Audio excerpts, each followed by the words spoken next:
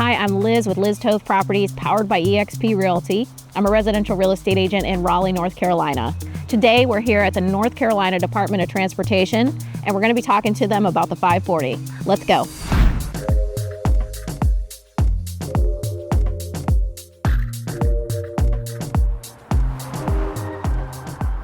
Hi, and welcome. Today, I am sitting down with Taylor from the Department of Transportation here in Raleigh, North Carolina. And we are going to be talking about the complete 540 today and getting a lot of great updates. And we're doing this in honor of National Transportation Week. So Taylor, thank you so much for sitting down with us today and talking to us a little bit about this project and what's going on. Of course. Thank you so much for having me. I'm the communications manager with the Turnpike Authority, and I am so looking forward to talking about this project more with you. So where does the Department of Transportation currently stand with the 540? So the Complete 540 project, we just celebrated a really exciting milestone. We were able to open the first phase of the Triangle Expressway extension to traffic back in September of 2024. So that phase extends the Triangle Expressway from NC 55 in Apex all the way to I-40, I-42 in Garner. And believe it or not, since we've started, a car has driven under a toll gantry over 17 million times since we opened in September. That's amazing. Yeah, we've seen a lot of success. That's awesome. What kind of impact is that going to have on residents in the Triangle with regard to commuting times and quality of life, things like that? Absolutely. So the point of the project is to connect the outer 540 loop around Raleigh and provide extra regional connectivity across the Triangle region. So what we've seen from folks is time savings from anywhere from 35 minutes to an hour, where you can enjoy what you're doing, what you love, instead of sitting in traffic. That's amazing. And I think quality of life is something that's so important to folks in the Triangle. And that's why so many people are moving here, because we have parks, we have recreation, and now commute times are getting even better. So that's really great news. Yeah, I think so too. Can you explain the vision for the 540 and how it kind of came together? Absolutely. So the vision for the Complete 540 project began with a growing population in North Carolina. We've been growing for a long time. We're going to continue to grow. And believe it or not, this project has been in the works since the 1980s. Oh, wow. So we're really excited to be bringing it to fruition now. Okay. And when was the very first, I know there's the northern part of the 540 that's not tolled. When was that open? So that was opened in the 70s, if I'm not mistaken. And then the Triangle Expressway opened up in 2012, the first part. And then this new Phase 1 extension opened to traffic just last year. Excellent.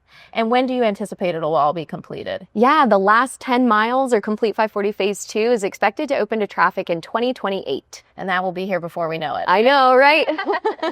Talk to us about some of the key features of Phase 2 and how it's going to impact travel for folks who are living in Apex, Holly Springs, and Cary. Of course. So the Complete 540 Phase 2 project is an extension of the existing Triangle Expressway. So it's going to be a 6-lane tolled facility, same as the rest of the expressway. It has 6 interchanges that are going to connect people in Knightdale and Clayton to the rest of the Triangle Expressway network. So those folks who are in Apex or Cary. Oh, that's great news. I sell to a lot of folks in Apex, Cary, Holly Springs, and Fuquay Varina, and I've been talking about it a lot and how it's going to impact their commute time.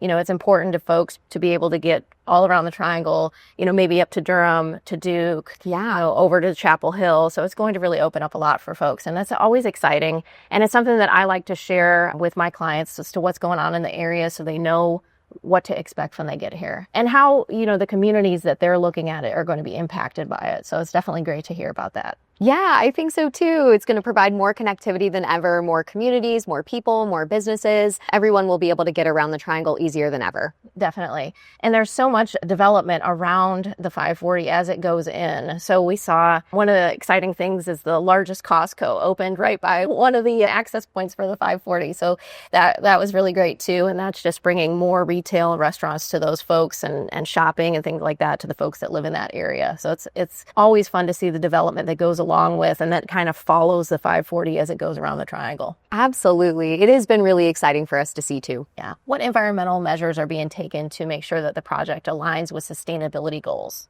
Yeah, so there are a lot of environmental protections rolled up into this project. One of the big ones being water quality of critical streams and rivers in the area through stream mitigation and restoration. We've also conducted some research and we've developed new stormwater design guidelines for future use. Okay, that's great news. Yeah, and we also have provided funding to Wake County's open space program. Okay. And what is that? That provides more support for areas that are forested or untouched by people. Okay, great. Yeah, keeping those spaces open and available for all the ecosystem that lives there. That's awesome news. And then I know we briefly talked about it. You had several different routes originally proposed for the 540. Yeah, there were 10. Oh, that's amazing. And one of them was actually eliminated because there was an endangered species. Yeah, and so when we're choosing these routes, it's a combination between what's going to be best for the environment and what's best for the people environment too. We want to make sure that everyone can be accommodated as much as possible. And so when we originally chose the alternative, it was the best mix between protections for the environment and help for the people too. Okay, that makes sense. Yeah. What are some of the economic benefits that the 540 will bring for those businesses, as you know, as far as development and then real estate as well? So the new roadway does provide a new transportation option for people to get to different areas of the triangle. But we find that if you're a student, if you're a parent, if you have somewhere to be, time is the most precious commodity. And this new transportation option gives people back time in their day that they're not just sitting stuck in traffic. Okay. We were talking earlier about, I used to live in LA and, you know, sitting in traffic. I mean, that was a huge negative to quality of life, and it really impacted every single day to have to get on the highway. So to have a huge reduction in time like that is really, it's such a positive for quality of life. And you think about how much time that opens up for you to go and do other things. Like, it's awesome. Exactly. Yes. And I mean, there's so much congestion in and around Raleigh along I-40. And this new section of roadway gives you an opportunity to just circumvent all of that traffic and pop over to the other side if you're looking to head to Cary or to Durham. Oh, that's great. Yeah. What are some of the community-driven aspects that will affect overall experience for residents?